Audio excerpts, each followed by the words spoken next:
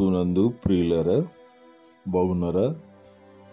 ప్రభు అయిన యేసుక్రీస్తు నామములో మీకు వందనములు, శుభములు తెలియజేస్తూ ఉన్నాను. ప్రతిదినము మీ కొరకు ప్రార్థిస్తున్నాను. మీరును మా కొరకు, మా పరిచర్యల కొరకు తప్పక ప్రార్థన చేయగలరు.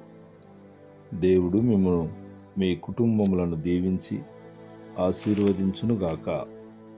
ప్రియ సోదరి సోదరులారా, ఈరోజు మన పాఠము పేతురు రాసిన మొదటి పత్రిక మొదటి అధ్యాయంలోని ప్రాముఖ్యమైన సంగతులను గురించి విందాం. శ్రద్ధగా వినండి. ఈ మొదటి పత్రిక అన్యులైన క్రైస్తవులకు వ్రాయబడి ఉండవచ్చు. వారు తమ పూర్వపు అజ్ఞాన దశ నుండి విడుదల పొందినవారు. ఒకప్పుడు ప్రజగా ఉండక ఇప్పుడు దేవుని ప్రజ అయితిరి. పూర్వము అన్యజనుల ఇష్ట ప్రకారము నడుచుకున్నారు.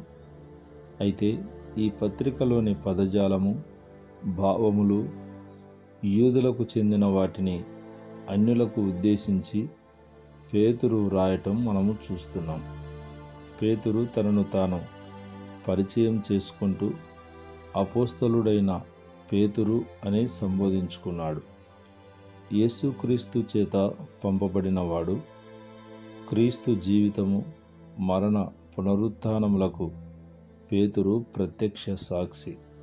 ఏర్పరచబడిన వారిని గురించి అనగా క్రైస్తవులను ఉద్దేశించి పేతురు వాడిన పదములు దేవుని భవిష్యత్ జ్ఞానమును బట్టి ఏర్పరచబడ్డాము. మనలను దేవుడు తన పూర్వ సంకల్పమును బట్టి ఏర్పరచుకున్నాడు. మనలను దేవుడు ఎరిగి ఏర్పరచుకున్నాడు. క్రైస్తవులు ఆత్మ వలన పరిశుద్ధత నొందినవారు.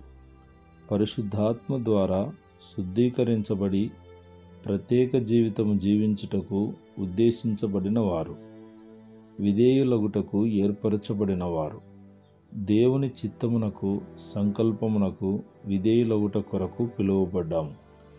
యేసుక్రీస్తు రక్తము వలన ప్రోక్షింపబడుటకు, అనగా క్రీస్తు రక్త ప్రోక్షణ వలన విడుదల, విముక్తి, రక్షణ పొందిన వారము, అనగా క్రీస్తు వారముగా ఉండు నిమిత్తము ఏర్పరచబడిన వారము.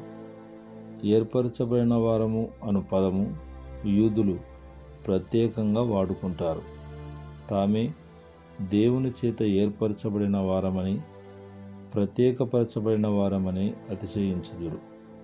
పేతురు దానిని క్రైస్తవులకు ఆపాదిస్తూ ఉన్నాడు. క్రీస్తు చేత ప్రత్యేకపరచబడి ఏర్పరచబడిన వారు క్రైస్తవులు. పొంతు, గలతీయ, కప్పదొకియా, ఆసియా, బితూనియా అను దేశముల యందు చెదిరిన వారు. అయితే ప్రియులారా, ఈ పదము కూడా యూదులకు వాడుచుండేవారు. అయినను క్రీస్తు విశ్వాసము నిమిత్తము చెదిరిన విశ్వాసులకు ఆపాదిస్తూ ఉన్నాడు. క్రైస్తవ సంఘము రోమా ప్రభుత్వ ప్రాంతాలకు చెదిరి ఉంది. వారిలో చేరిన యాత్రికులకు, అనగా క్రైస్తవుని జీవితంలో భూలోక ప్రయాణము యాత్ర మాత్రమే, మన స్థిర నివాసము పరలోకము. ఆ భావంతో పేతురు యాత్రికులు అనే పదము వాడి ఉండవచ్చు. వారికి శుభములు తెలుపుచు కృపా సమాధానములు విస్తరిల్లవలెనని పేతురు కోరుకుంటూ ఉన్నాడు. అయితే ప్రియులారా, క్రైస్తవుల పునర్జన్మను గురించి పేతురు ప్రత్యేకంగా ప్రస్తావించాడు. దాని ద్వారా వారు పొందుకునిన రక్షణ భాగ్యమును, జీవము గల నిరీక్షణను వివరిస్తున్నాడు.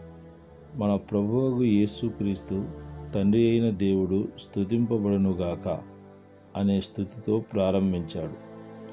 ఈ వాక్య భాగంలో తిరిగి జన్మించుటను గురించి వివరించబడుతూ ఉంది.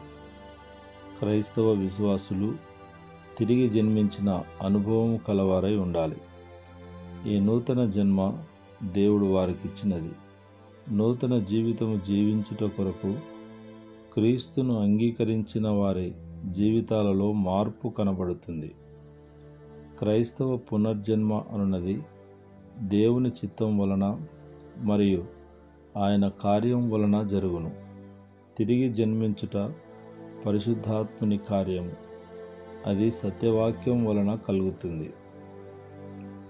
తిరిగి జన్మించిన వారు నూతన సృష్టి, ప్రథమ ఫలములు, తిరిగి జన్మించుట వలన జీవముతో కూడిన నిరీక్షణ కలుగుతుంది. క్రైస్తవులు అక్షయ బీజము ద్వారా జన్మించిన వారు. ఇది క్రీస్తు పునరుత్థానం వలన కలుగుతుంది. ఈ నిరీక్షణ జీవముతో కూడినది, అనగా అక్షయమైనది, నిర్మలమైనది, వాడబారనిది, అనగా అట్టి శాశ్వతమైన స్వాస్థ్యము మనకు కలుగు నిమిత్తము యేసు మృతులలో నుండి తిరిగి లేచి తన విశేష కనికరము చొప్పున మనలను మరలా జన్మింపచేశాడు. క్రైస్తవ విశ్వాసులు క్రీస్తు మరణ పునరుత్థానములో పాలివారగుదురు గనుక వారు జీవముతో కూడిన నిరీక్షణ కలిగి ఉందురు. దేవుడు మనకు అనుగ్రహించిన నిత్య జీవమును, పరలోక స్వాస్థ్యము పరలోకమందు భద్రపరచబడి ఉన్నది. దానిని పొందుటకు కడవరి కాలమందు బయలుపరచబడుటకు సిద్ధముగా ఉన్న రక్షణ మనకు కలుగునట్లు విశ్వాసము ద్వారా మరియు దేవుని శక్తి చేత కాపాడబడుచున్నాము. ఈ రక్షణ స్వాస్థ్యమును బట్టి మిక్కిలి ఆనందించుచున్నాము. కానీ అవసరమును బట్టి నానా విధములైన శోధనలు, శ్రమలు, హింసల చేత ప్రస్తుతము కొంతకాలం దుఃఖము కలుగుచున్నది. ఈ శ్రమలను పేతురు శుద్ధీకరణకు సాధనముగా, బలపరచబడుటకు, పరిశుద్ధపరచబడుటకు సాధనములుగా తలంచుచున్నాడు. సువర్ణమును అగ్నిచేత పరీక్షించెదరు. అగ్నిలో దానిని పుటము వేయుట వలన దానిలోని మలినములు వేరు చేసి మేలిమి బంగారమును వేరు చేయుదురు. అలాగే క్రైస్తవ విశ్వాసము గలవారముగా బలపరచుటకు అది సహాయపడును. అట్టి విశ్వాసం వలన యేసుక్రీస్తు రెండోసారి వచ్చినప్పుడు మీకు మెప్పును, మహిమయు, ఘనతయు కలుగుటకు సహాయపడునని ప్రోత్సహిస్తూ ఉన్నాడు. ప్రియ సోదరులారా, మరికొన్ని సంగతులు రేపటి పాఠంలో విందాం. ప్రార్థన. జీవము గల దేవా, మీకు స్తోత్రములు. ఈ మాటలు వింటున్న బిడ్డలను దీవించండి. అనారోగ్యం చేత బాధపడుచున్న బిడ్డలను ముట్టి స్వస్థపరచమని యేసు నామములో ప్రార్థిస్తున్నాము తండ్రి. ఆమేన్, ఆమేన్, ఆమేన్.